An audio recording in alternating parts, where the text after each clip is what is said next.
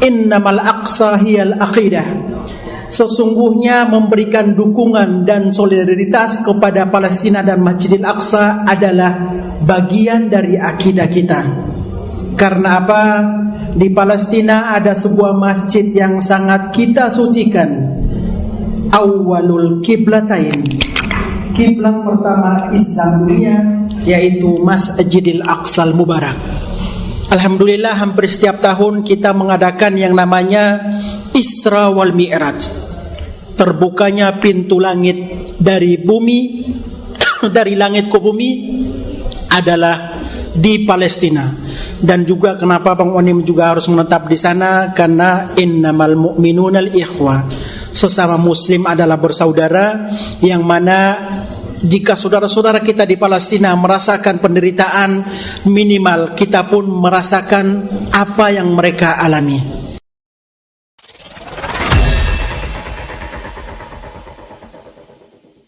Bismillahirrahmanirrahim.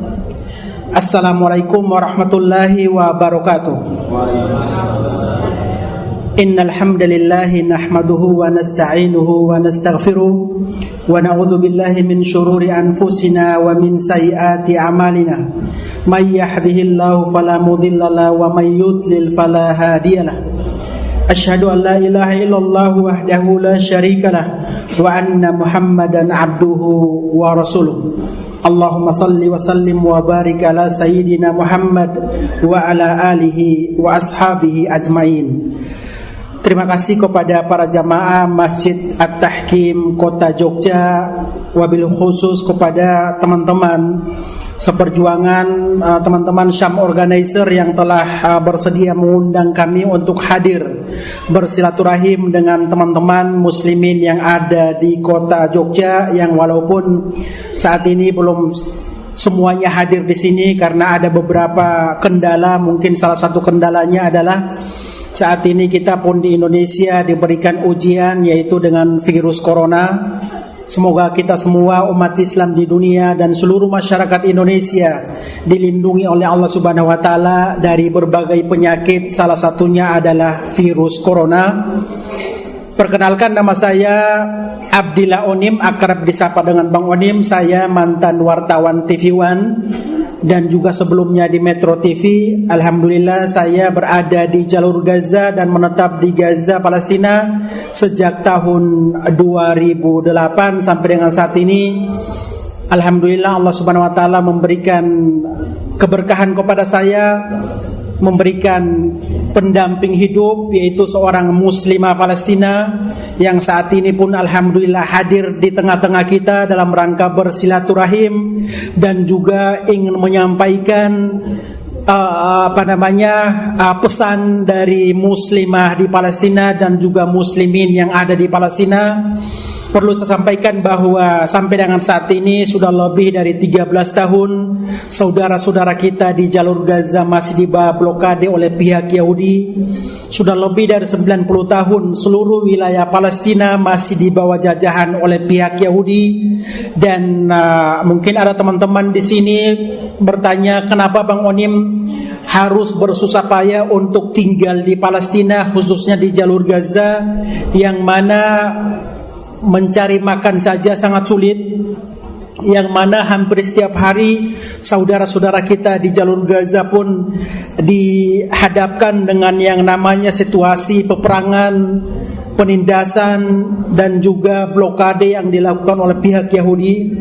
Pada kesempatan ini saya ingin menyampaikan bahwa ada beberapa alasan kenapa Bang Onim harus menetap dan tinggal di Palestina, bisa merasakan apa yang dirasakan oleh saudara-saudara kita di Palestina. Salah satunya adalah pertama, innamal aqsa hiyal aqidah. Sesungguhnya memberikan dukungan dan solidaritas kepada Palestina dan Masjidil Aqsa adalah bagian dari akidah kita. Karena apa? Di Palestina ada sebuah masjid yang sangat kita sucikan. Awwalul kiblatain, kiblat pertama Islam dunia, yaitu Masjidil Aqsal Mubarak. Alhamdulillah hampir setiap tahun kita mengadakan yang namanya Isra wal Mi'raj. terbukanya pintu langit dari bumi dari langit ke bumi adalah di Palestina. Dan juga kenapa Bang Onim juga harus menetap di sana, karena innamal mu'minunal ikhwah, sesama muslim adalah bersaudara, yang mana jika saudara-saudara kita di Palestina merasakan penderitaan, minimal kita pun merasakan apa yang mereka alami. Yang kedua, kenapa Bang Onim harus menetap di sana? Di Palestina mereka juga manusia, kita juga manusia. Hablum minan nas, hubungan antara manusia, yaitu yang kita kenal dengan kemanusiaan. Jadi pertama Bang Onim hadir di sana karena berkaitan dengan akidah kita. Yang kedua, hadir di sana karena kemanusiaan. Dan yang paling penting, berada di sana ini adalah wasilah. Kenapa demikian? Salah satu negara yang memberikan dukungan kemerdekaan Indonesia adalah Palestina, yaitu mereka tidak hanya memberikan dukungan moral saja, tapi pada saat itu mereka pun rela menyumbangkan sebagian harta yang mereka miliki untuk diberikan kepada almarhum Soekarno dalam rangka apa? Sebagai bentuk dukungan Palestina untuk kemerdekaan Indonesia. Nah, sampai dengan saat ini saudara-saudara kita sudah lebih dari 90 tahun masih dijajah, Pak. Sedangkan kita Indonesia alhamdulillah sudah merasakan, sudah meraih yang namanya kemerdekaan atas izin Allah Subhanahu wa taala dan juga atas dukungan dan doa dari saudara-saudara kita yang ada di Palestina. Akan tetapi sebagian besar dari saudara-saudara saya yang ada di Indonesia menganggap bahwa kenapa kita harus susah payah memberikan dukungan kepada Palestina, sedangkan di Jogja pun masih ada anak yatim, di Jogja pun masih ada fakir miskin, dan juga ada para janda yang kita utamakan untuk memberikan dukungan. Sebenarnya statement seperti ini bagian dari ujian buat kita yang sampai dengan saat ini masih berkomitmen untuk memberikan doa dan dukungan kepada saudara-saudara kita di Palestina. Jika ujian tersebut pun kita tidak memahami, maka dengan sendirinya kita akan terpengaruh dengan statement dari saudara-saudara kita yang belum memahami kenapa kita harus berada, kenapa kita harus selalu memberikan dukungan kepada Palestina. Dan yang ketiga adalah amanah konstitusi. Dalam Undang-Undang Dasar 1945 dinyatakan bahwa penjajahan di atas dunia harus dihapuskan, dan kita punya kewajiban tentunya, siapapun orang Indonesia itu punya kewajiban untuk memberikan dukungan kepada saudara-saudara kita yang ada di Palestina. Semoga kedepannya saudara-saudara kita di Palestina dapat meraih kemerdekaan yang seperti telah diraih oleh masyarakat Indonesia. Alhamdulillah pada kesempatan ini kita juga hadir di tengah-tengah kita saudari seiman dan seakidah kita dari Palestina, yaitu Muslimah Palestina. Beliau adalah alhamdulillah istri saya.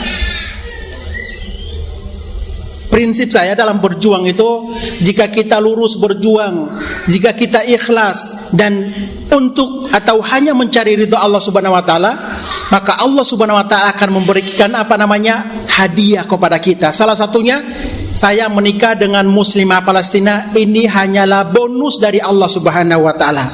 Alhamdulillah saya juga dikaruniai 3 orang anak. Yang pertama usia 7 tahun sudah bisa berbahasa Indonesia dan daya ingatannya sangat kuat. Ini juga bonus dari Allah Subhanahu wa taala. Anak yang kedua namanya Nusantara, alhamdulillah sudah dapat berbahasa Indonesia, 2 bahasa Indonesia dan bahasa Arab. Luar biasa, ini juga bonus dari Allah Subhanahu wa taala. Dan yang ketiga, putra saya bernama Bahari. Jadi kalau saya keliling ke beberapa kota, itu tertulis warteg Bahari. Nah, langsung saya tunjukkan itu Bahari, itu warung kamu, karena namanya tertulis. Jadi seluruh warteg yang ada di Indonesia itu namanya Bahari. Jadi saya sampaikan, kalau Bahari sudah besar dewasa nanti ke Jogja, lihat warteg Bahari, makan gratis. Saya bercanda. Terus Nusantara, saya juga menyampaikan kepada Nusantara bahwa setiap kali ada bengkel di Jakarta, di Indonesia, itu ada Nusantara. itu bisnisnya Nusantara.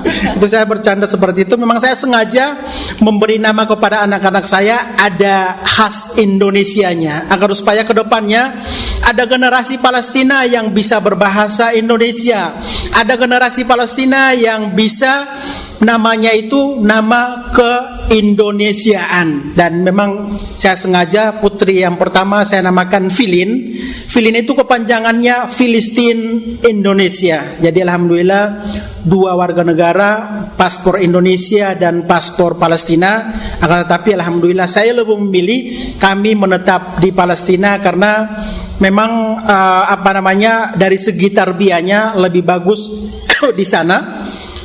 Dari segi pergaulannya lebih bagus, biarlah di sana. Nanti kalau contohnya ke depannya putra dan putri saya nasibnya mungkin jadi dokter, bisa kuliah di sini, spesialis di sini, kembali lagi ke Palestina untuk apa? Melanjutkan perjuangan dari teman-teman yang ada di sini, perjuangan dari istri saya, perjuangan saya.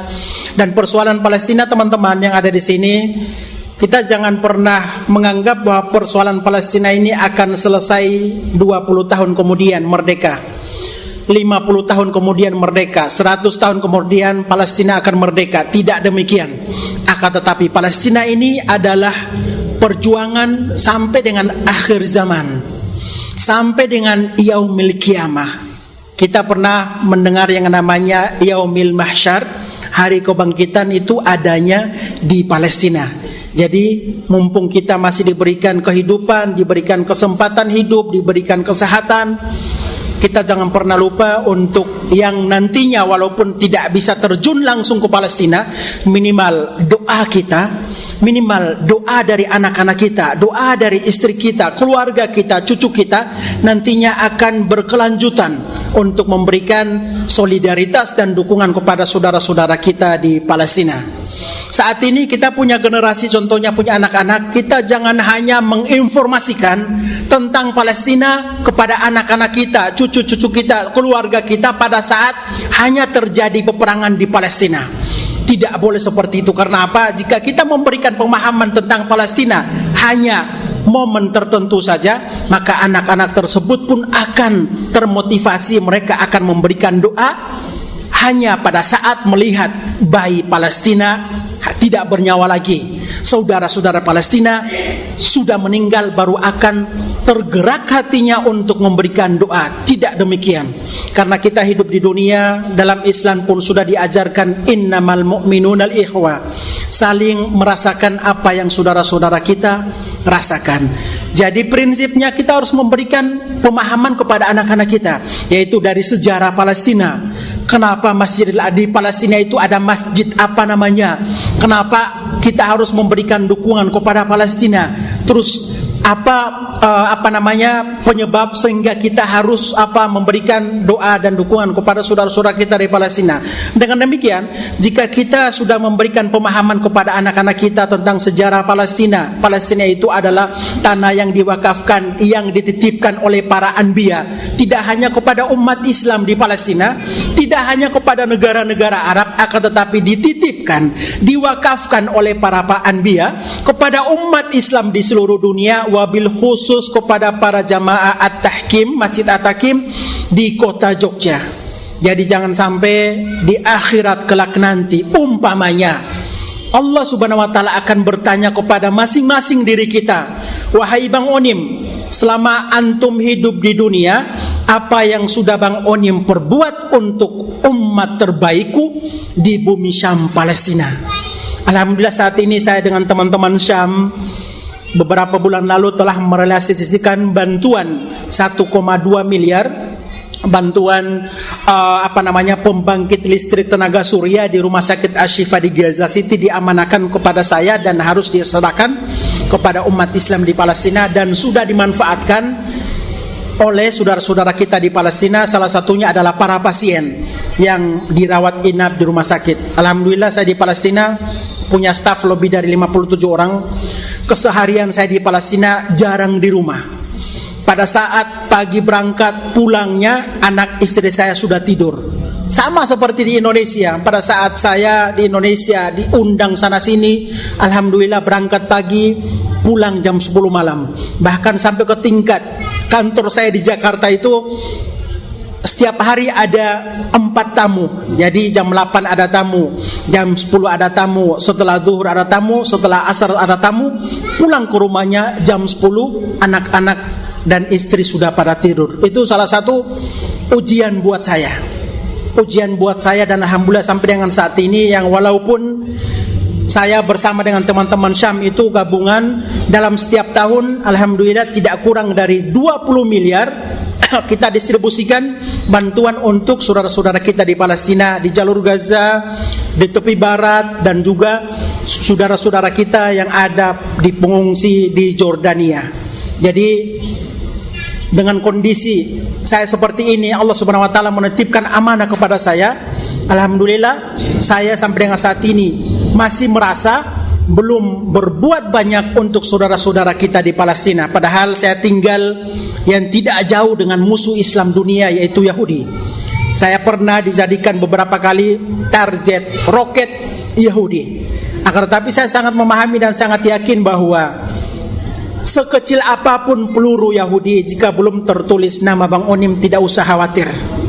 Karena kematian bukan ditentukan oleh manusia, kematian bukan ditentukan oleh Yahudi, akan tetapi sudah ditentukan oleh Allah Subhanahu wa taala, bahkan sudah tertulis di kitab Lauhil Mahfuz. Jadi saya juga sangat bangga pernah dijebloskan di penjara Israel, dan itu sebuah pengalaman bagi saya yang sangat luar biasa, bisa berhadapan yang hanya beberapa setengah meter dengan tentara Israel.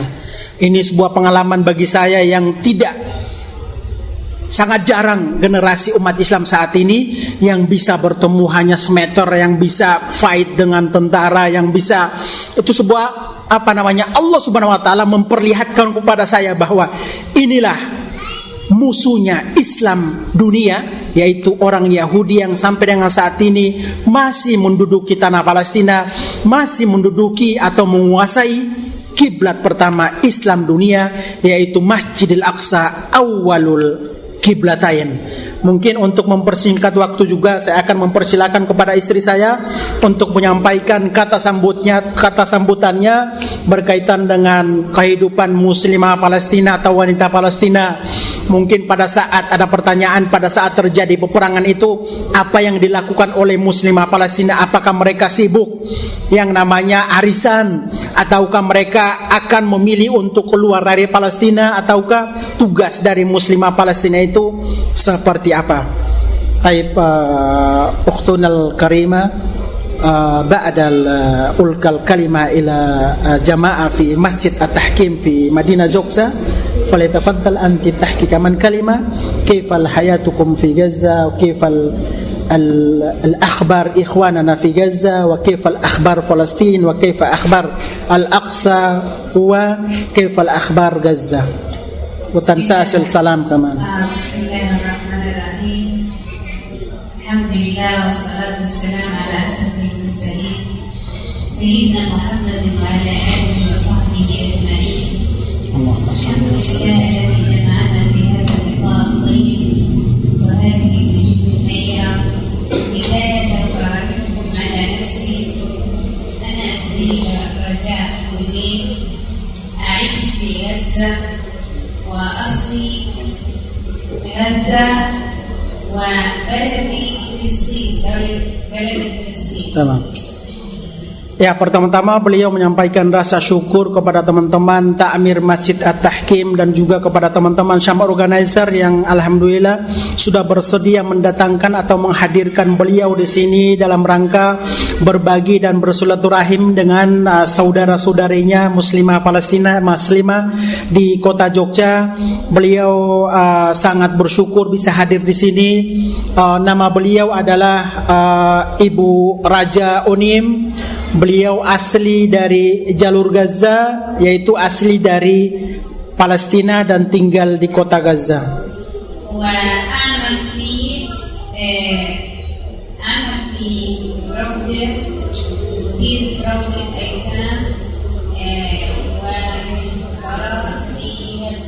Dan saat ini beliau pun diamanahkan sebagai penanggung jawab Taman Kanak-kanak Nurani Indonesia, yang mana mayoritas dari anak-anak tersebut adalah anak yatim dan keluarga duafa.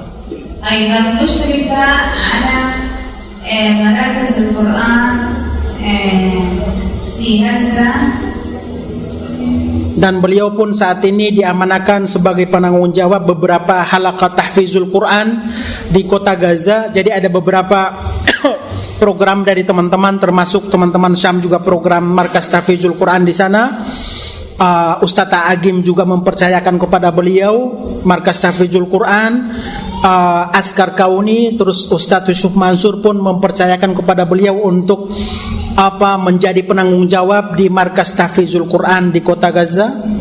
الحقيقة أنا أعيش في غزة وجدت أحمل لكم رسالة من أهلنا وشعب غزة وأمهات غزة وشباب غزة. Dan beliau hadir di Indonesia tentunya dengan membawa amanah dari saudara-saudara antum seakidah di Palestina, yaitu salam cinta, salam perdamaian, salam ukhuwah, salam kasih sayang, salam persahabatan dari muslimah Palestina untuk muslimah Indonesia, wabil khusus yang ada di Jogja, dan juga dari pemuda Palestina untuk pemuda Indonesia, wabil khusus kepada pemuda yang ada di Jogja, dan juga seluruh masyarakat Palestina untuk masyarakat Jogja, wabil khusus yang ada di Masjid At-Tahkim. أهل غزة يقدمون لكم الشكر الجزيل لأهلنا وشعبنا في إندونيسيا. كما تعرفون نحن نعرف أن أكبر دولة إسلامية هي إندونيسيا، وأيضا دائما ينتمون للقضية الفلسطينية ويتابعون أخبار فلسطين، وهم جد يعني بعثون لكم رسالة شكر وتقدير على ما تفعلونه من مساندة ووقف جانب أهلنا في غزة. Dan juga sangat luar biasanya masyarakat Palestina sudah sangat akrab dengan yang namanya Indonesia, karena sampai dengan saat ini masyarakat Palestina sangat menaruh harapan, menyandarkan harapan mereka kepada masyarakat Indonesia. Mereka sangat tahu bahwa jumlah muslim terbesar di dunia adalah di Indonesia, dan beliau menyampaikan bahwa satu-satunya negara yang masih rutin, yang masih berkomitmen memberikan solidaritas kepada Palestina adalah Indonesia, yang mana Indonesia memberikan dukungan kepada Palestina tidak hanya sebatas yang namanya bantuan sembako atau uang tunai, akan tetapi Indonesia mempersembahkan kepada Palestina itu dengan rasa cinta, dengan ukhuwahnya, dengan persahabatannya, hingga sampai dengan saat ini alhamdulillah satu-satunya negara yang rutin memberikan dukungan kepada Palestina adalah masyarakat Indonesia untuk masyarakat di Palestina.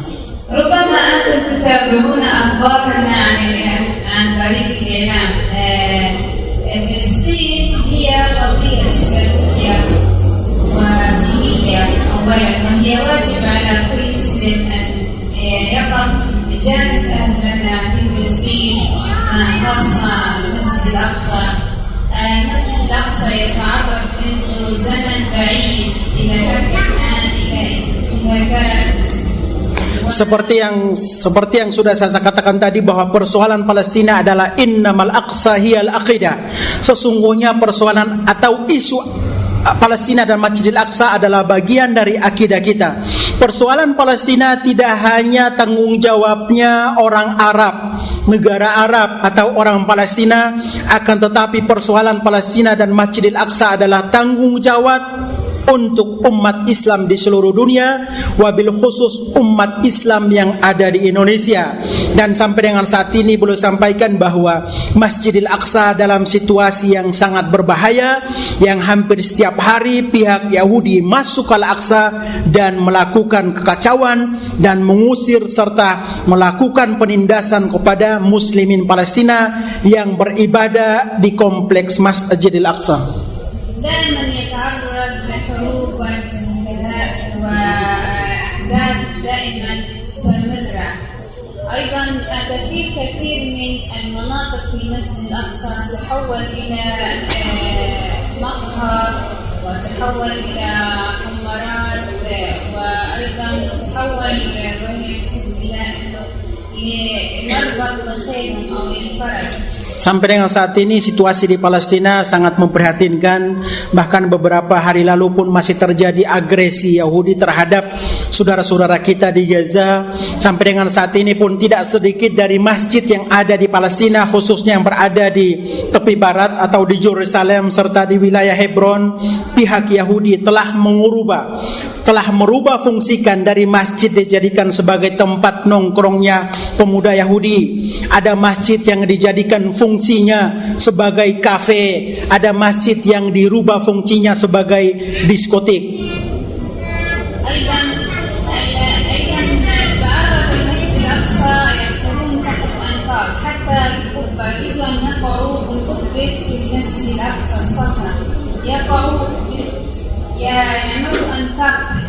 الأقصى يريد أن يهود المسجد الأقصى يدعون أن هناك لهم هيكل مسعود وهذا لا يوجد الأصل في الأساس. Sampai dengan saat ini itu pihak Israel atau otoritas Yahudi sedang berusaha menggali terowongan persis di bawah kompleks Masjidil Aqsal Mubarak. Salah satu alasan penggalian tersebut adalah untuk mencari peninggalan yang namanya Haikal Sulaiman di bawah Masjidil Aqsal Mubarak. Tetapi usaha tersebut hanyalah alasan bagi pihak otoritas Yahudi. Salah satu tujuan penggalian dari terowongan tersebut adalah jika ke depannya terjadi gempa bumi di Palestina, maka otomatis Al-Aqsa atau kompleks Masjidil Aqsa tersebut akan runtuh, longsor, roboh karena kosong di bawahnya, maka akan diganti dengan yang namanya kuil, tempat ibadahnya orang Yahudi. Akan tetapi kita sangat yakin bahwa insyaallah Al-Aqsa, Masjidil Haram, Masjidil Nabawi itu adalah 3 kota suci yang akan selalu dilindungi oleh Allah Subhanahu wa taala. Kita sebagai manusia hanya sebagai wasilah untuk menunjukkan, memperlihatkan kepada Allah Subhanahu wa taala bahwa kami tidak tinggal diam.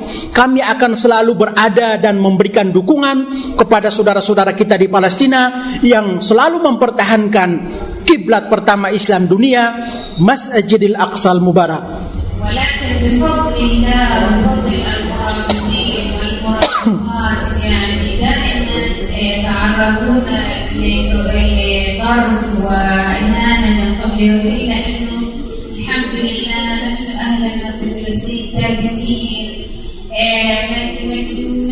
مكنين يعني أنهم يدافعوا عن وطنهم وعن بلدهم وعن مقدساتهم رغم انه يعني بيتعرض دائما لاهانات لكن يعني بيعدوا الولائم بيعدوا الطعام في المسجد المرابطين في المسجد الاقصى الامهات دائما يعني بيعدوا بيجلسوا على المسجد الاقصى بيعملوا حلقات ذكر حلقات احكام قران لاجل ان يثبتوا ان هذا من حقنا يعني دفاعا عن مقدساتنا. فهذا حق وواجب على كل أهلنا في العالم وخاصة أهل الإسلام أينما كان. هذه رسالة يجب أن يعني من هنا أبعث من هنا أدلي بصوتي لمن يسمعنا أن يبعث هذه الرسالة بكل مكان ليس فقط في أندونيسيا بكل أنحاء العالم. أنتم كأهلنا وشباب مسلمين وبنات مسلمات يجب أن ترسلوا هذه الرسالة على ألسنتكم في أي مكان. Sudah pernah nonton Al Jazeera orang Arab belum yang baca berita? Sama seperti ini. Jadi kata beliau, alhamdulillah walaupun situasi di Palestina seperti itu, akan tetapi pemuda dan pejuang Palestina selalu berusaha ikhtiar menunjukkan komitmen mereka untuk mempertahankan Masjidil Aqsa dan juga tanah Palestina. situasi di Masjidil Aqsa atau kompleks Masjidil Aqsa, memang hampir setiap hari itu pihak atau otoritas Yahudi selalu melarang muslimah Palestina untuk melaksanakan halaqah di sana atau pengajian. Kita di sini alhamdulillah di Masjid At-Tahkim hadir di sini dalam situasi tidak panik, tidak ketakutan, tidak diganggu oleh pihak Yahudi. Akan tetapi kita di Masjidil Aqsa atau di seputaran Masjidil Aqsa hampir setiap hari muslimah Palestina itu mereka diganggu oleh pihak Israel. Akan tetapi mereka menunjukkan bahwa ini adalah hak kami, ini adalah kiblat pertama Islam dunia, ini adalah tanah yang diamanakan atau dititipkan oleh para anbiya, tidak hanya kepada orang Palestina, Muslim Palestina, negara Arab, akan tetapi juga dititipkan kepada seluruh umat Islam di dunia. Dengan demikian beliau hadir di sini menyampaikan hal seperti ini adalah kewajiban beliau. Setelah beliau menyampaikan seperti ini, tolong antum sampaikan kepada teman-teman yang belum bisa hadir di sini, disampaikan kepada tetangga-tetangga kita, disampaikan kepada anak-anak kita bahwa sampai dengan saat ini Palestina masih membutuhkan doa dari kita, dari Indonesia, membutuhkan solidaritas dari Indonesia, dan membutuhkan apa? Komitmen dari Indonesia. Salah satu alasannya adalah Indonesia masih punya hutang budi yang sangat besar kepada Palestina.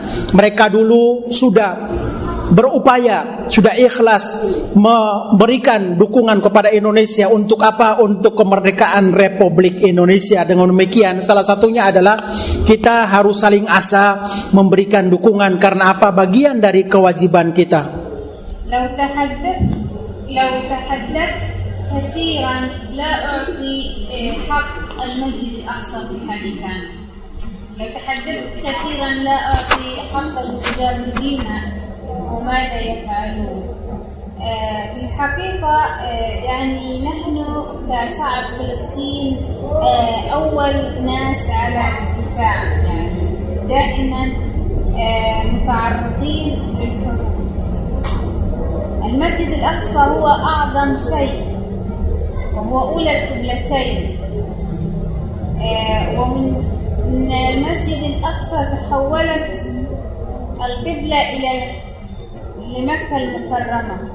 Seperti yang saya katakan tadi bahwa Al-Aqsa adalah awwalul kiblatain, kiblat pertama Islam dunia yang sebelumnya telah dipindahkan ke Makkatul Mukarramah. Jadi Makkah, Madinah, Palestina, Masjidil Aqsa itu tempat yang disucikan oleh Allah Subhanahu wa taala. Akan tetapi boleh sampaikan bahwa walaupun mereka dalam hidup situasi diperangi, terjajah, terus tertindas, akan tetapi mereka selalu bangkit. Mereka selalu merasa bahwa ini adalah tanggung jawab kami yang nantinya akan dipertanggungjawabkan di hadapan Allah Subhanahu wa taala. الآن يعني أريد أن أحدثكم عن قطاع غزة. قطاع غزة الحمد لله عندنا الحمد لله مجاهدين ومرابطين ومجاهدات ومرابطات. ربما الكل يقول لنا كيف تعيشون في غزة؟ نحن نعيش في غزة برحمة من الله. هي في الأساس أرض مباركة، والأرض المباركة تعمها بالبركة، رغم أن نحن محاصرين من جميع الجهات، إلا أن ربنا سبحانه وتعالى يبارك لنا في طعامنا وفي رزقنا، ولكن نحن نعيش في غزة تحت حصار. عندنا ربما عندنا نقص في المواد الغذائية، عندنا نقص في الصحة، عندنا نقص في صرف المياه، كل ذلك نحن يوجد عندنا نقص فيه. ولكن ربما نسبة الفقر ونسبة الأرامل والأيتام كثيرة في غزة. غزة يوجد عندنا 3000 يتيم، 30,000 يتيم، وأيضا الطبقة الفقر عندنا كثيرة، 80% فقط من 2 مليون فلسطيني يعيش في غزة. Beliau sampaikan bahwa sampai dengan saat ini wilayah jalur Gaza sudah lebih dari 13 tahun masih di bawah blokade oleh pihak Yahudi. Jalur Gaza adalah ibaratnya atau yang disebut dengan penjara terbesar di dunia itu adalah Gaza. Jumlah penduduk dari warga Gaza adalah 2 juta jiwa, 87%-nya adalah hidup di bawah garis kemiskinan. Sedangkan jumlah anak yatim di Gaza itu tentunya selalu bertambah jika terjadi peperangan. Sampai dengan saat ini khususnya di Gaza itu lebih dari 30.000 anak yatim yang hidup di wilayah jalur Gaza. Kita baru sebagian yang kita memberikan santunan, salah satunya di Sekolah Nurani Indonesia, program teman-teman Syam. Kami juga punya program santunan anak yatim yang dari 30.000 anak yatim kita baru menyantuni sekitar 700 orang. Sedangkan masih lebih dari 28.000 sekian, 29.000 sekian belum tertangani sama sekali. Sampai dengan saat ini saudara-saudara kita di Gaza, khususnya para pasien, jika terjadi peperangan itu mereka dievakuasi ke rumah sakit, sedangkan rumah sakit tersebut pun mengalami krisis obat-obatan. Dirawat di rumah sakit sudah krisis obat-obatan, krisis listrik. Pada saat para pasien yang sedang dioperasi tidak menggunakan obat bius, karena tidak ada yang namanya obat-obatan obat bius, sedang operasi tiba-tiba mati listrik. Coba kita bayangkan Bu, Pak, sedang dioperasi tidak menggunakan obat bius secara manual, tiba-tiba mati listrik. Mereka hanya menggunakan apa? Menggunakan penerang dari handphone atau menyalakan genset. Itu pun kalau genset ada isinya. Sedangkan di Gaza itu krisis listrik, krisis bahan bakar minyak, krisis obat-obatan, krisis bahan makanan. Setelah dioperasi tidak menggunakan obat bius, mati listrik. Setelah dioperasi, pasien tersebut tidak mendapatkan yang namanya makanan karena mereka sendiri sedang dalam krisis makanan dan juga obat-obatan. Jadi Bu, Pak, walaupun kondisi mereka seperti itu, akan tetapi mereka selalu berkomitmen. Mereka selalu menunjukkan kesabaran dan ketabahan mereka karena mereka sadar bahwa persoalan Palestina ini tidak akan selesai 150, 100 tahun, 200 tahun kemudian. Persoalan Palestina ini sampai dengan yaumil qiyamah. Dengan demikian kita hidup di dunia, masih diberikan kesempatan hidup di dunia, diberikan kesehatan, kita manfaatkan. Kalau saat ini kita belum terjun langsung bergabung dengan masyarakat Palestina, minimal dengan doa. Dengan doa kita itu sudah sangat luar biasa. Karena apa? Senjata yang sangat ampuh untuk umat Islam di dunia bukan bantuan sembako, bukan roket, akan tetapi adalah doa. Karena apa? Kita berdoa minta kepada Allah Subhanahu wa taala dan Allah Subhanahu wa taala akan memberikan keberkahan, memberikan kekuatan, menurunkan bala bantuannya untuk membantu para pejuang Palestina yang hampir setiap hari berhadapan dengan musuh Islam dunia, yaitu Yahudi di wilayah Palestina. Saat ini mungkin ada teman-teman tanya jawab, sudah 8:30. Mungkin ada pertanyaan juga dari teman-teman bapak-bapak atau ibu-ibu, mbak-mbak, mas-mas di sini yang jika ada yang mau bertanya seputar Palestina, politik, ekonomi, pendidikan, pertahanan, silakan ditanyakan. Kebetulan saya pun selain jadi aktivis kemanusiaan, saya juga diamanakan sebagai diperbantukan di Kedutaan Republik Indonesia di Amman, Jordania. Jadi saya punya ID card kedutaan, itu salah satu juga saya bisa keluar masuk Palestina, diberikan kemudahan oleh pemerintah yang ada di sana. Jadi mohon doanya, insyaallah akhir Maret bulan ini saya akan kembali lagi ke Palestina untuk tinggal di sana, untuk melanjutkan perjuangan, untuk menyalurkan bantuan, untuk menunjukkan kepada dunia, menunjukkan kepada muslimin Palestina bahwa orang Indonesia tidak hanya mengirimkan bantuan sembako atau uang tunai, akan tetapi orang Indonesia pun rela, muslimah Indonesia, wanita Indonesia rela mengirimkan putra-putri mereka untuk berada di barisan depan, untuk berada di saf depan bersama dengan masyarakat Palestina dalam rangka apa? Berikhtiar mempertahankan kiblat pertama Islam dunia, wabil khusus Masjidil Aqsal Mubarak. Soal mungkin ya. Biar enggak Ya, biar nggak pada ngantuk ya. Takbir. Takbir. Takbir. Alhamdulillah, seperti yang beliau paparkan luar biasa. Beliau Bang Onim telah tinggal 13 tahun, artinya bukan waktu yang sedikit untuk tahu seluk-beluk Gaza. Maka mungkin ada banyak hal yang di benak jamaah untuk ditanyakan. Karena kalau untuk info pembantaian, kemudian pemboman itu sudah banyak. Namun alangkah lebih baiknya kita gali sisi-sisi lain yang mana Allah telah menyebutkan alladzi barakna haulahu, ya, di sekitar Baitul Maqdis itu diberkahi. Maka silahkan tanyakan atau ada yang mau disampaikan kepada Bang Onim terkait dengan Masjidil Aqsa ataupun Palestina ataupun Gaza, monggo bagi jamaah semuanya. 3 pertanyaan dulu. 1. Kemudian ada lagi yang akhwat mungkin bisa ditulis atau langsung tanya langsung karena langsung berhadapan dengan Madam Roja. Yang Ikhwan 1, ada lagi? Tidak ada ya, silakan 1 dulu. Ada akhwat? Iya. Ya, nanti silakan akhwat setelah yang Ikhwan ya. Silakan nanti ditampung dulu sama Madam Roja. Silakan, Mas.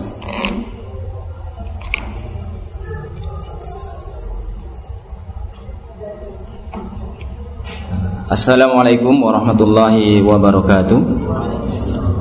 Alhamdulillah atas waktu yang diberikan kepada saya, dan saya sangat bersyukur bisa bertemu dengan Bang Onim dan istri mungkin yang setiap saat saya aktif mengikuti Facebook beliau. Kemudian saya yang tertarik itu, yang ingin saya tanyakan, karena sering diupload itu bahwasanya di sana pertanian sangat maju gitu ya.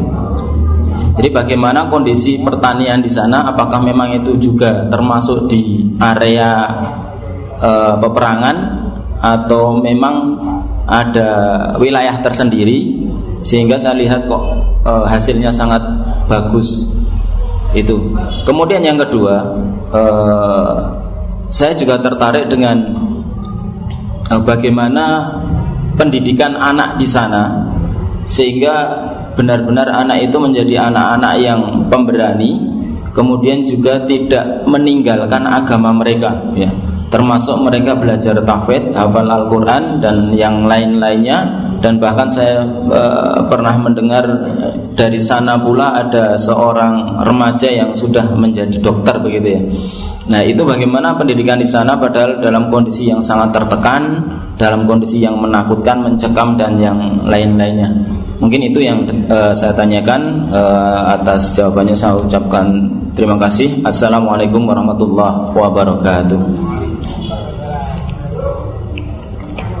Ya, langsung aja yang akhwat bisa langsung menanyakan. Enggak pakai mic enggak apa-apa ya. Silakan. Assalamualaikum warahmatullahi wabarakatuh. Waalaikumsalam.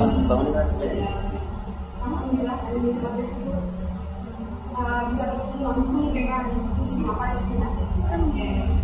Ada suami juga dari kami juga. Kita tahu bahwa di Palestina itu ada negerinya pangan, negerinya palsu ada, dan begitu juga yang disebut dengan Palestina dan negerinya Palestina. Mungkin pertanyaan saya dengan pertanyaan Bapak tadi tidak jauh beda. Yang pada intinya bagaimanakah dalam keseharian Muslimah Palestina itu dalam bagaimanakah mereka mengasuh, mendidik anak-anak mereka dan mencetak anak-anak mereka menjadi para pejuang yang luar biasa memiliki militansi dalam komunikasi Islam. Itu yang pertama. Yang kedua, bagaimana pendidikan khususnya untuk anak-anak perempuan di Palestina, bagaimana pendidikan mereka sehingga mereka bisa menjadi ibunya para suhada, ibunya para pejuang. Dan semoga nanti kami juga bisa mendidik anak-anak terbaik kami yang akan kami persembahkan di Palestina. السؤال الأول دائما السؤال نفس السؤال أيام الحروب ماذا يفعل الأمهات Ada lagi? Yang akhwat ada satu lagi? Ada? Oke, silakan. Bisa langsung menanyakan, Bu. Nanti yang Ikhwan satu lagi tapi nanti dijawab dulu 3 dulu ya. Monggo. Waalaikumsalam. No, no, no.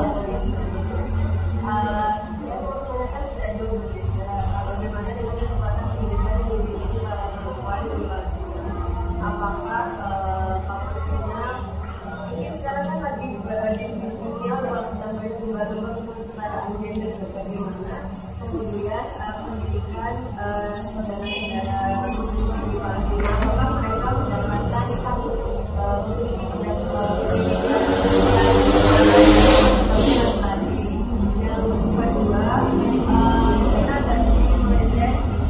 ada beberapa di antara saudara-saudara Palestina yang kemudian memutuskan untuk keluar dari negeri mereka dengan usaha menyelamatkan diri.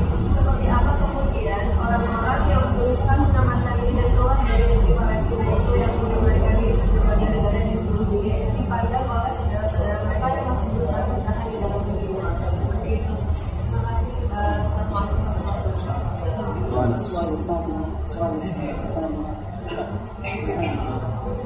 النساء أو نسوة الأنهار في فلسطين خصوصا الجزء أو تلك الدولة أو مثلا تلك في الحياة.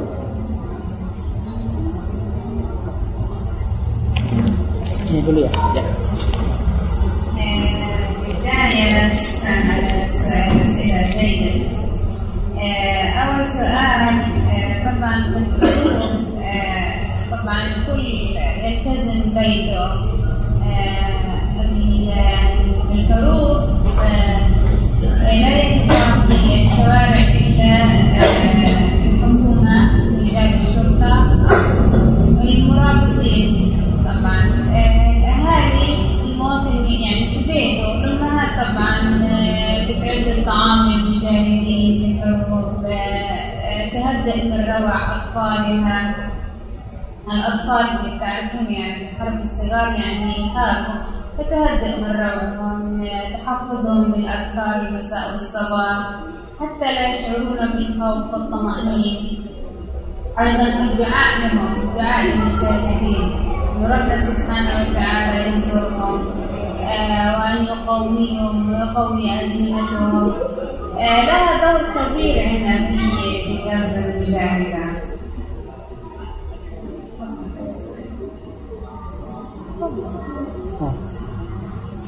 Pertanyaan pertama dari saudari kita, apa yang dilakukan oleh muslimah Palestina pada saat terjadi peperangan? Perlu sampaikan bahwa salah satu yang sangat berperan di Palestina itu sehingga sampai dengan saat ini Palestina walaupun dijajah tapi belum ditaklukkan seluruhnya, itu salah satu peran dari wanita atau muslimah Palestina, di mana mereka tidak hanya melahirkan anak-anak mereka, akan tetapi mendidik, merawat, membesarkan. Setelah membesarkan, mereka langsung diarahkan kepada yang namanya tarbiyah atau ilmu tentang Islam. Dengan demikian, setelah mereka dewasa, contohnya pada saat kuliah mendapatkan nilai terbaik yang harusnya kuliah di luar negeri atau di Amerika, di Jerman, akan tetapi anak tersebut karena memang sudah diberikan tarbiyah, jadi anak-anak tersebut pun mereka lebih memilih untuk tinggal di Palestina karena mereka sangat memahami karakter dari musuh mereka. Mereka sangat tahu benar tentang kekuatan dari musuh mereka. Pada saat terjadi peperangan, muslimah Palestina tidak tinggal diam.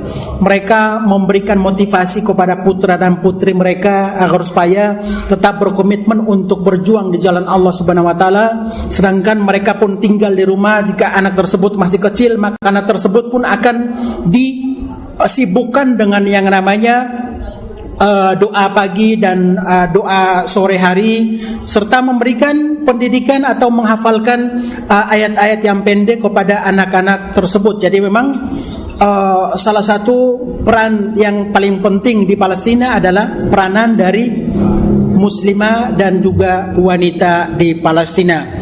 Wassoal tsani tawalla afadhal. Aidan yusharikum fi masiratil 'auda. وأيضا في مسيرة العودة يوجد الممرضات أو مسعفات الجرحى والشهداء، وخرج كثير من النساء يستشهدن في الحرب. في الحروب كثير من النساء يستشهدن، أيضا في حق العودة كثير من النساء أيضا استشهدوا وقدموا روحهم شهداء بنات ونساء وأطفال أيضا في حق العودة. Pada saat terjadi peperangan itu tidak sedikit dari muslimah pun gugur. Karena apa? Pada saat terjadi peperangan, muslimah Palestina tersebut mengantarkan makanan kepada para pejuang yang berjaga-jaga atau membendung dari serangan dari pihak Yahudi. Alhamdulillah, hampir setiap hari di sana mereka mengadakan yang namanya demonstrasi. Itu wanita-wanita atau muslimah Palestina memasak untuk bekal dari para demonstran yang demonstrasi di perbatasan antara Gaza dan Israel, dan juga sebagian dari muslimah Palestina mereka jika punya ilmu atau punya keahlian seperti para perawat atau para dokter, itu mereka pun harus berada di lapangan untuk membantu para korban yang terluka akibat ditembak oleh pihak Yahudi. Sedangkan terjadi peperangan pun tidak hanya wanita yang menjadi korban, tetapi anak-anak pun banyak menjadi korban. Karena apa? Pada saat terjadi peperangan itu yang diserang tidak hanya di titik tertentu, tetapi yang diserang itu sistemnya acak dan random. Akhirnya yang orang yang warga sipil pun disikat, para wanita pun mereka istilahnya pada saat terjadi peperangan itu ya kita hanya berserah diri atau meminta perlindungan dari Allah Subhanahu wa taala. Wa aidan daural nisaf. احنا الحمد لله يعني منذ الصغر يعني احنا نحفظ القرآن ونسهل لأن لغتنا الأصلية لغة عربية وهي لغة القرآن، لذلك يسهل علينا حفظ القرآن. أيضا نبدأ تحقيق أطفالنا منذ الصغر، والصغير يلتقط القرآن الكريم بسرعة لأن الذاكرة عنده لا يوجد فيها شيء نظيف.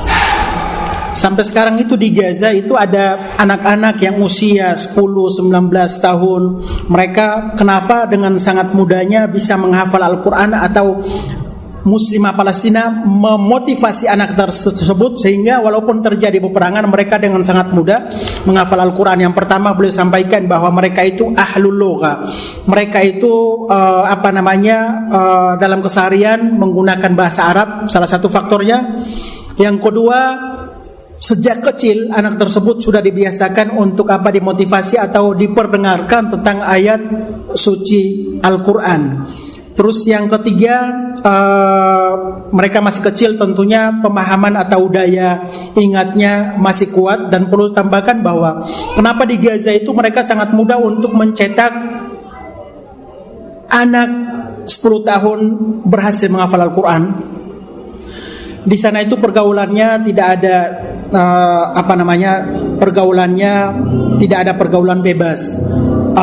Anak-anak itu tidak dibiasakan memegang handphone, tidak mungkin memegang handphone karena mereka hidup di bawah garis kemiskinan dan tidak bisa atau tidak mampu membeli handphone. Terus di sana di Gaza pun kenapa mereka sangat mudah untuk menghafal atau mempertahankan hafalan Al-Quran mereka, karena di sana pun tidak ada yang namanya hiburan malam. Jadi memang kehidupan mereka sangat mendukung mereka untuk menghafal ayat suci Al-Quran. Dan mereka sangat memahami dan sangat yakin bahwa kekuatan pejuang Palestina bukan terletak pada roket yang mereka produksi, senjata yang mereka produksi, akan tetapi kekuatan mereka itu terletak pada selalu berinteraksi dengan ayat suci Al-Quran, berkomunikasi dengan ayat suci Al-Quran.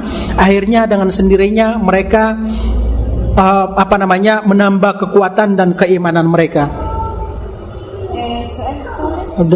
دور النساء فلسطين في الحكومة وفي الحياة. النساء فلسطين لهم دور في الحكومة، لهم دور في الطب، لهم دور في التعليم، لهم دور في المؤسسات أو في الشركات. الحمد لله يعني المرأة الفلسطينية تعمل جاهدة الرجل مقابل المرأة. Tentunya wanita atau muslimah Palestina pun mereka diberikan kebebasan untuk bisa berperan. Seperti mereka di sana juga ada yang namanya anggota dewan, juga ada muslimah. mayoritas dari para gurunya atau para pendidiknya adalah muslimah. Dari masing-masing halaqah Al-Quran yang paling berperan dan sangat bagus perkembangan hafalan dari anak-anak tersebut, yang paling berperannya adalah muslimah. Para dokternya alhamdulillah paling banyaknya adalah muslimah. Para gurunya yang sudah sampaikan tadi itu juga. Jadi masing-masing dari mereka itu punya peran masing-masing, karena mereka sangat memahami bahwa mereka masih diblokade, mereka masih dijajah. Dengan demikian harus bergerak bersama. Masing-masing wanita atau muslimah pun punya peran tersendiri, yang pejuang peran tersendiri, yang ikhwannya pun punya peranan tersendiri. Al-Nasid. Terus ada pertanyaan dari pertama tadi. Alhamdulillah, Palestina itu negara yang subur, Pak. Subur, cuman kelemahannya mereka itu dijajah. Akhirnya sampai dengan saat ini orang-orang Yahudi itu hampir setiap hari mencaplok tanah Palestina, mengambil tanah-tanah yang subur mereka. Jadi tanah gersangnya dikasih ke para petani yang tidak berbuat apa-apa, sedangkan tanah atau wilayah yang subur itu diambil oleh otoritas Yahudi. Mungkin antum lihat di video saya, kualitas stroberi nomor 1 di dunia bukan di Amerika, bukan di Eropa, bukan di Jerman, akan tetapi kualitas stroberi nomor 1 di dunia itu adanya di jalur Gaza yang masih diblokade oleh Israel. Nah, kendalanya kenapa mereka tidak bisa mengekspor hasil pertanian mereka, karena mereka diblokade. Diblokade itu dikepung, terisolasi, akhirnya hasil taninya tidak bisa diekspor ke luar negeri seperti di Jordania, di Mesir, di Amerika atau di Eropa. Tidak seperti 20-15 tahun sebelumnya, mereka pengekspor terbesar. Jadi negara kaya, pengekspor terbesar, kualitas pertanian, sayur-sayurnya nomor 1 di dunia. Semangkanya, mungkin kalau teman-teman pernah mengikuti YouTube saya, alhamdulillah YouTube saya itu 34 juta viewers, karena yang saya angkat itu semuanya tentang sisi lain dari Palestina. Jadi yang namanya video tentang peperangan tidak ada, video di YouTube saya tentang kematian itu tidak ada. Akan tapi yang saya angkat itu tentang keunggulan dari tanah Palestina, kenapa bisa sesubur ini.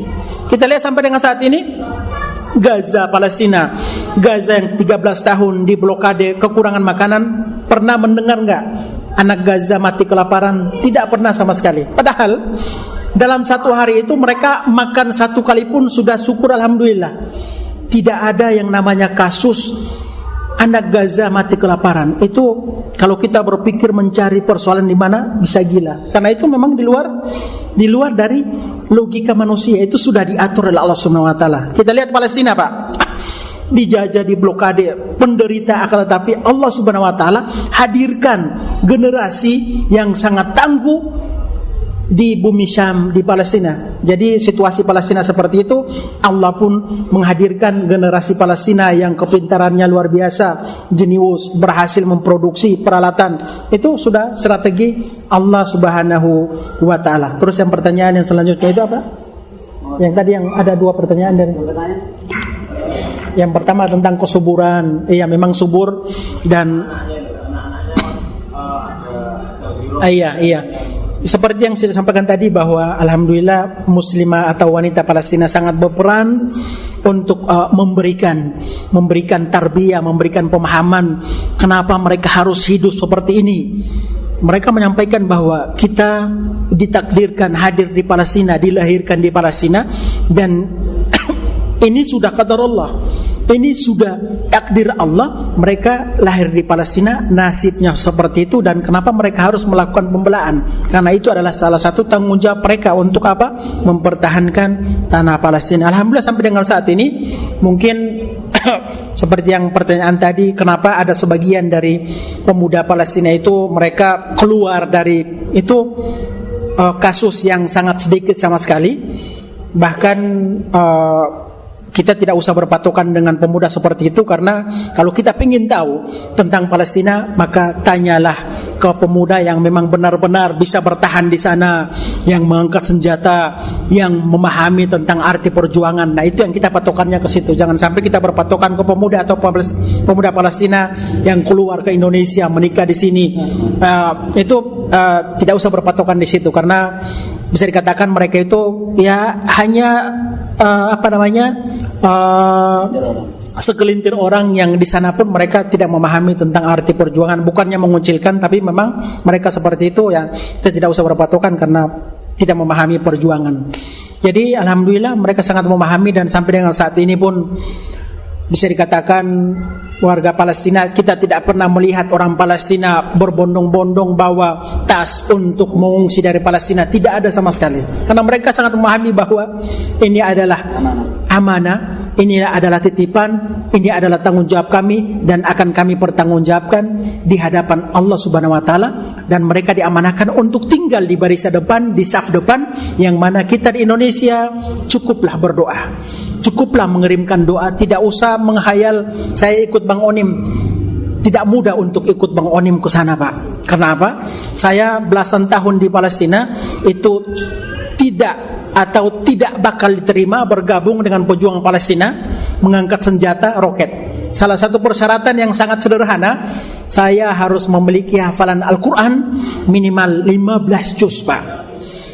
Solat subuhnya harus berjamaah di masjid, jangan pernah putus. Tidak punya persoalan di lingkungan tersebut, tidak punya hutang, dan memang sudah membuat surat wasiat kepada orang tua bahwa saya siap. Nah, saya Bang Onim sudah belasan tahun di sana, tidak akan diterima karena hafalannya belum sampai 15 juz Al-Quran, Pak. Jadi mendingan teman-teman di Indonesia cukuplah di sini, bantu teman-teman Syam Organizer, kita mengajak, kita mengingatkan kepada anak-anak kita, kepada generasi baru kita bahwa persoalan Palestina biarlah Bang Onim di sana mengabarkan, kita di sini mendoakan. Mungkin ke depannya kalau aksesnya bagus, teman-teman di sini bisa datang ke sana, bertemu dengan Bang Onim, menyalurkan langsung bantuan. Bukannya kita melarang, tapi memang kondisinya seperti itu, dan akses untuk ke Palestina pun sangat sulit. Jadi seperti itu. Ya, alhamdulillah. Mungkin itu salah satu tujuan kita, pentingnya menyiapkan generasi lewat Ummahatul Mukminin. Jadi kenapa kita format Syam Organizer kali ini adalah kajian pranikah dan parenting. Tadi sebelumnya telah disampaikan Ustaz Forozi bagaimana prinsip-prinsip dalam hal keluarga supaya benar-benar kita mencetak generasi seperti di bumi Syam di Palestina. Mungkin itu ya jawaban dari Bang Onim dan istrinya. Langsung Ustaz, yang terakhir, sudah tinggal 5 menit lagi. Moga.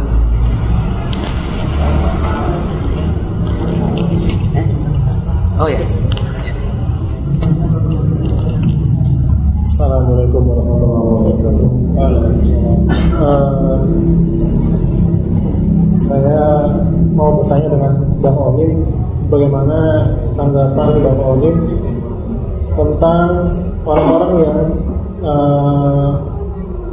mengikuti travel agent yang berziarah ke Masjidil Aqsa, kemudian mereka kembali ke sini, mereka berkata bahwasanya saya aman-aman aja tuh di sana gitu. Padahal kita lihat di sisi lain kondisi yang sering Bang Onim upload itu ya berbeda jauh dengan apa yang mereka ucapkan gitu. Bagaimana Bang Onim tentang masalah ini? Oh ya, sama ini Bang, banyak sekali titipan pertanyaan sebenarnya, tapi mungkin kesempatannya baru kali ini. Ini terkait tadi tentang kabar keamanan di Masjidil Aqsa ya. Ini juga ada titipan pertanyaan bahwa hari ini tuh orang mungkin sudah banyak mengenal tentang perjuangan di garda terdepan di Palestina, di Gaza maupun di Masjidil Aqsa yang tetap menyuburkan ibadah dan talabul ilmi di sana. Namun banyak yang nyinyir ini ya di media sosial itu terkait dengan, mohon maaf, di sana tuh nggak jelas perjuangannya. Ini ada beberapa seperti itu. Perjuangannya nggak jelas, hanya untuk kemerdekaan saja, bukan untuk cita-cita yang lebih tinggi, yaitu memerdekakan Palestina untuk menyiapkan tanah berdirinya katakanlah khilafah ataupun yang dijanjikan oleh Rasulullah, ataupun juga terkait dengan mohon maaf ya, ini pejuang-pejuang itu nggak jelas akidahnya. Ada yang bilang Syiah, ada yang macam-macam. Ini bagaimana menjawab ini dan memberikan kabar bahwasanya ini loh, mereka tuh benar-benar untuk Islam gitu, nggak hanya sekedar memerdekakan tanah air saja, ataupun hanya untuk nasionalisme saja, ataupun juga untuk orang-orang Syiah seperti itu. Karena hari ini kita di sini memang sedang banyak masalah dengan orang-orang Syiah seperti itu, Bang, seperti di Suriah. Iya, yang pertama berkaitan dengan pertanyaan yang sangat bagus. Informasi yang Bang Onim sampaikan kok bertolak belakang dengan informasi yang disampaikan oleh saudara-saudara kita yang alhamdulillah diberikan kesempatan untuk umroh plus Al-Aqsa. Perlu saya sampaikan bahwa teman-teman yang umroh Al-Aqsa itu begitu masuk di Al-Aqsa itu sudah dikondisikan oleh orang Yahudi agar supaya pada saat para jamaah umroh berada di dalam Masjid Al-Aqsa, mereka tidak melakukan pengusiran terhadap muslimin Palestina, tidak melakukan penindasan, tidak melakukan pemukulan. Itu memang sudah dikondisikan, yang akhirnya teman-teman dari Indonesia yang datang ke sana hanya 4 hari, itu pun tinggal di hotel, tidak mengetahui situasi realita dari kehidupan warga Palestina yang ada di tepi barat atau di Al-Quds atau di Hebron atau di Al-Khalil. Itu jadi saya harapkan agar supaya teman-teman yang silahkan tentunya diberikan kebebasan untuk umroh Al-Aqsa, mendatangi, tinggal bebas di sana. Tetapi kalau pulang ke sini atau berada di Al-Aqsa, maka tanyakan langsung ke orang Palestina yang ada di sana, apa kabar kalian, apakah benar informasinya seperti ini. Informasinya digali seperti itu. Jangan hanya sibuk di sana selfie, foto-foto, setelah itu pulang diupload informasi, disampaikan itu tidak benar, saya di Al-Aqsa dan Al-Aqsa tidak ada peperangan, tidak ada pengusiran, tidak ada pemukulan. Informasi tersebut adalah hoax, hanya untuk mencari atau menjual atau penggalangan dana. Jadi harapan saya, silahkan teman-teman datang ke sana berdoalah, meminta kepada Allah Subhanahu wa taala agar supaya Al-Aqsa bisa jatuh ke tangan atau ke pangkuan umat Islam. Tanah Palestina bisa terbebas dari penjajahan, bebas melakukan atau beribadah seperti kita di Indonesia. Jadi sudah dikondisikan, begitu pulang ke Indonesia mereka akan mengabarkan aman. Itu hanya menjual isu, itu tidak benar. Saya itu ini tanggung jawab loh Pak, pada saat antum berada di sana pulang ke Indonesia mengabarkan ini akan ditanya oleh Allah Subhanahu wa taala. Antum tidak berjuang di sana, hanya 4 hari tinggal di hotel, pulang ke Indonesia mengabarkan informasi yang tidak benar, dipertanggungjawabkan tidak hanya di dunia, akan di akhirat kelak nanti, di mana saudara-saudara kita di Palestina mempertaruhkan jiwa dan raga mereka. Seperti yang pertanyaan antum tadi, ada teman-teman yang seakidah, seagama dengan kita, menganggap bahwa perjuangan di Palestina itu bisa dikatakan untuk persoalan perbatasan atau pembatasan tanah wilayah, atau persoalan politik atau faksi antara ini dan ini, atau hanya persoalan seperti itu. Jika antum mendengar seperti itu, tolong sampaikan bahwa apakah antum tidak malu? Wanita Palestina, tidak usah menyebutkan muslimah biar mereka paham, wanita Palestina mereka rela mempertahankan, mereka rela mengirimkan putra dan putri mereka untuk berjuang di jalan Allah Subhanahu wa taala.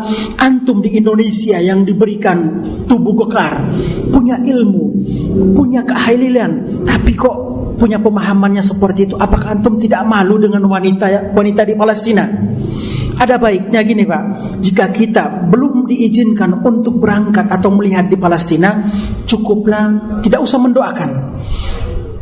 Udah tidak usah ikut campur dan tidak usah mengeluarkan statement yang akan mencoreng atau menggores hati wanita Palestina. Tidak usah menyebutkan namanya pejuang, menggores hati dari wanita Palestina yang mereka mendidik, membesarkan anak, akhirnya bisa mengikhlaskan untuk putra dan putri mereka berjuang di jalan Allah Subhanahu wa taala.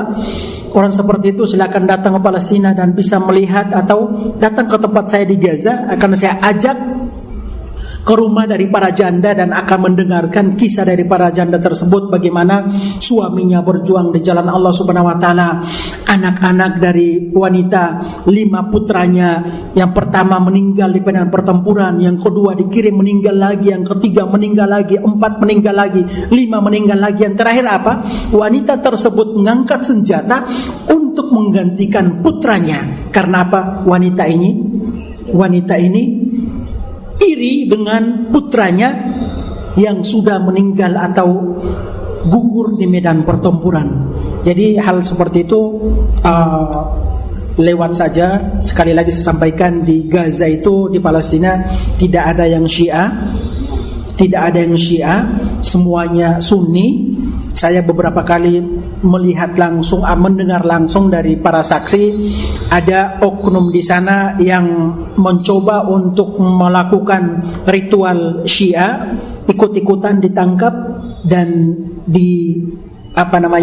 dijatuhin hukuman setelah di penjara, dibawa ke rumah sakit dan dirawat. Nah, saya mendengar langsung dari para pasien bahwa orang tersebut mencoba ikut-ikutan, akhirnya diangkat. Jadi jangan coba-coba di sana itu, jangan sampai mengangkat yang namanya Syiah yang tidak boleh seperti itu. Orang Syiah itu mereka juga melihat persoalan Palestina itu tanggung jawab mereka. Akan tetapi kita lihat sendiri, ada saudara-saudara kita para pejabat Palestina yang memang mereka salah pengucapan, akhirnya mengatakan bahwa Syiah membantu kami, Iran selalu terdepan. Itu hanya oknum yang mengeluarkan statement seperti itu. Akan tetapi di sana itu yang paling banyak, alhamdulillah, yang memberikan dukungan adalah ahlu sunnah wal jamaah. Terima kasih. Udah jam 9. Ya, mungkin ini penghujung acara kita. Insyaallah kita akan bisa ikuti keseharian beliau, dan mungkin teman-teman bisa interaksi langsung dengan Bang Onim lewat YouTube maupun Instagramnya. Ada hal-hal yang mungkin perlu ditanyakan untuk meyakinkan jamaah semuanya, dan marilah kita saling membantu menyebarkan informasi minimal ya. Kalau harta belum bisa maksimal, minimal kita dengan informasi disebarkan channel YouTube beliau, dan juga Syam Organizer. Dan juga paling penting adalah doa, karena senjata bagi orang yang beriman yang terbaik adalah doa, sebagaimana disampaikan oleh Bang Onim. Doa dari ibu-ibu pejuang-pejuang Palestina itulah yang terpenting, bagi senjata terpenting bagi para pejuang. Dan insyaallah dan terakhir, sebelum kita akhiri dengan doa, silahkan Bapak Ibu semuanya bisa ambil donasi Peduli Syam, kotak apa ini namanya, tabungan atau kenceleng ini ya, bisa mungkin disisihkan setiap harinya. Insyaallah dari teman-teman Syam Organizer akan maintenance, akan mengambil setiap bulannya, dan akan ada laporan rutin. Insyaallah akan ada bonus kalender dan juga majalah eksklusif bagi yang mengambil kotak ini dan berkomitmen untuk mengisi tiap hari. Mari ikatkan keluarga kita, mari ikatkan individu kita kepada barokah Bumi Syam yang insyaallah akan membawa keberkahan bagi kehidupan kita dunia maupun di akhirat. Fa insyaallah marilah kita walaupun nggak bisa berjihad dengan jiwa, minimal kita berjihad dengan jihad dengan media, informasi, dan juga kita berjihad dengan harta, dan insyaallah dengan doa. Maka marilah kita akhiri bersama. Sebelum kita akhiri, sebelum pulang, silahkan nanti Bang Onim akan menggelar sorbannya untuk yang terakhir, karena tadi sebenarnya kita lihat infaknya udah keliling. Yang terakhir bagi yang masih memiliki sisa-sisa yang ingin dititipkan ke Bang Onim, nanti insyaallah Maret beliau akan pulang kembali ke Gaza. Insyaallah beliau akan menyampaikan amanah uang ini, amanah kepada saudara-saudara kita yang membutuhkan di sana untuk memperjuangkan peradaban Islam di bumi Palestina. Bang Onim monggo digelar dulu, atau afdolnya gimana kalau kita minta Madam Roja untuk yang doa? Madam Roja yang doa. Ya, Pak ya. بس بسوريا هي بالعربي ترجم لي لا بالعربي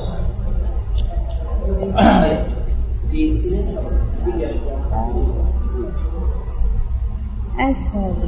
اي دعاء عادية. ايش بده يعمل؟ وايش بده يعمل بالله؟ ايش بده يسوي؟ Ya, pada kesempatan ini tadi di masjid sebelumnya saya sudah memandu doa. Pada kesempatan ini kita juga ingin mendengarkan langsung muslimah Palestina yang ingin mendengar bagaimana beliau membacakan doa untuk kita semua, untuk saudara-saudara kita yang ada di Palestina. Semoga doa kita diijabah atau diaminkan oleh para malaikat, dan insya Allah saat ini pun sedang hadir bersama kita. Semoga kita hadir di sini tidak lain dan tidak bukan untuk apa? Mencari ridha Allah Subhanahu wa taala. Falyatafaddal rohuna terkabul doa ini. Kita mengaminkan. Allahumma hdina fi man hadait wa afina fi man afait. Allahumma tawalla amrana. اللهم تولى أمرنا. اللهم إنا نسألك الهدى والتقى والعفاف والغنى.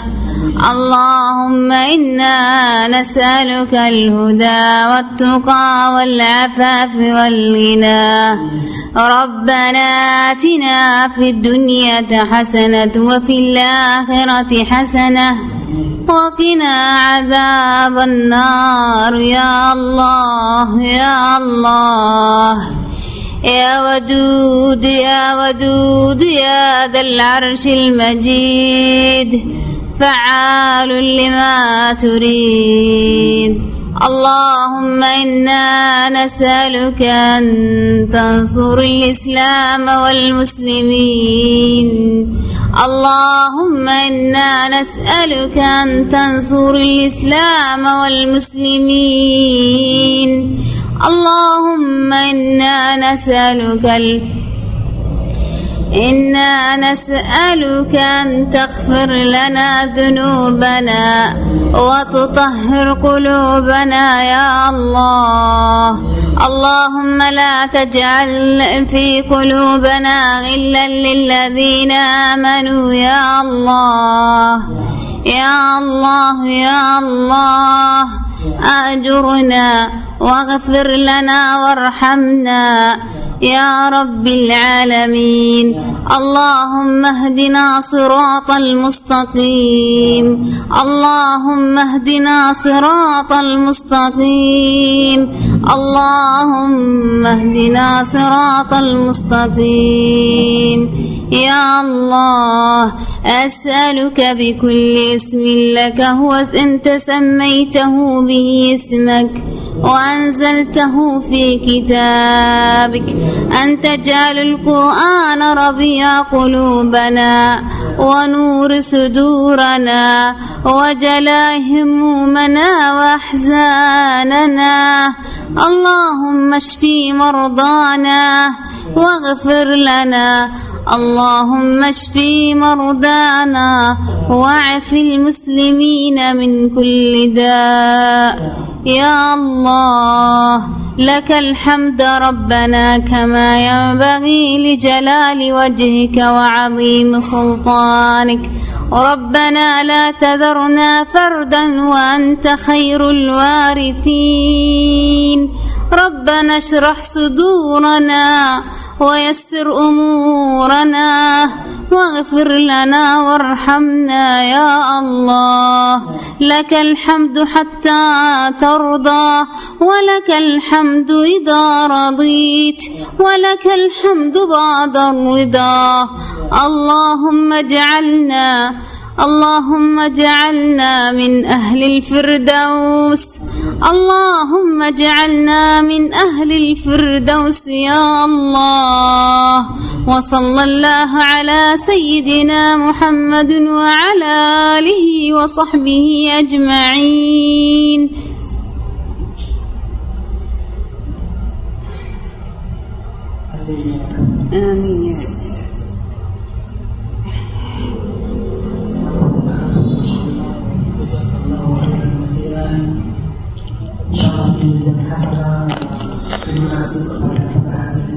آمين. Amin. Amin. Sekali lagi mohon doanya semoga akhir ini kami diberikan kemudahan untuk kembali ke Palestina bersama dengan